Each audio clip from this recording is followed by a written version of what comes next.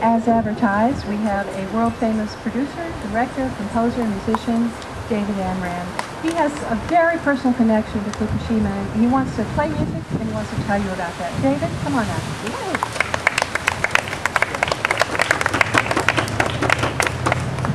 Just want to thank all the people standing behind me who work 365 days a year to try to make this whole part of the Hudson Valley a more beautiful place for our families and for our future. So I think all the people in the audience and all of us who live here can thank them. Just a very brief thought. Since I'm 80 years old, I've had such a good life that if there's a catastrophe and I go tomorrow, I can be grateful for every blessed moment.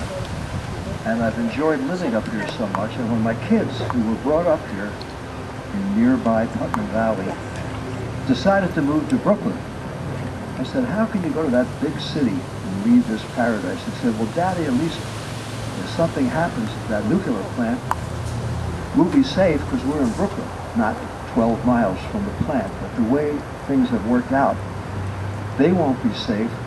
No one in New York City will be safe. And the entire area will be a disaster that we can't conceive of.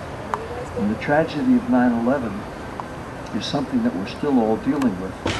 But that's minuscule in terms of what might happen should things go wrong, which they have enough times. I have friends who work at the Shoreham plant in Long Island before they shut that down, and they told me terrifying stories that they were not allowed to repeat in public or they would have lost their jobs, or worse.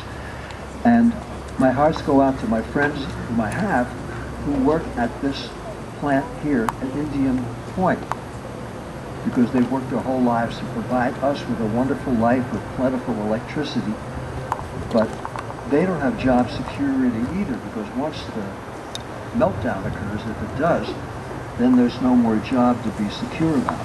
All the people who live within a 100-mile radius who spent their whole lives trying to pay off mortgages and loans for their homes in a miserable real estate market, whether or not that rebounds, once there's one word that goes out that there's even a leak of any kind, their property will be worthless. And anybody who wants to buy a house will get a better deal at 3 Mile Island than they would in the Hudson Valley. Fortunately, that catastrophe has not yet occurred. And I hope none of us ever have to read the letter of apology saying, we're so sorry this happened, and there'll be an investigation of why it happened. We can forego that by using common sense. All of us can use less electricity. All of us can conserve more. All of us can figure out how to work harder. If we have to pay a higher bill for our electric power without fear that we're going to be, and our children or grandchildren are going to be incinerated. So out of respect for all the people here, including the people who work for that plant, I'd like to play something that was played after a catastrophe that was too late. And we don't want to be our own terrorists. And if we do nothing, we'll be just as responsible as the people who blew up the World Trade Center.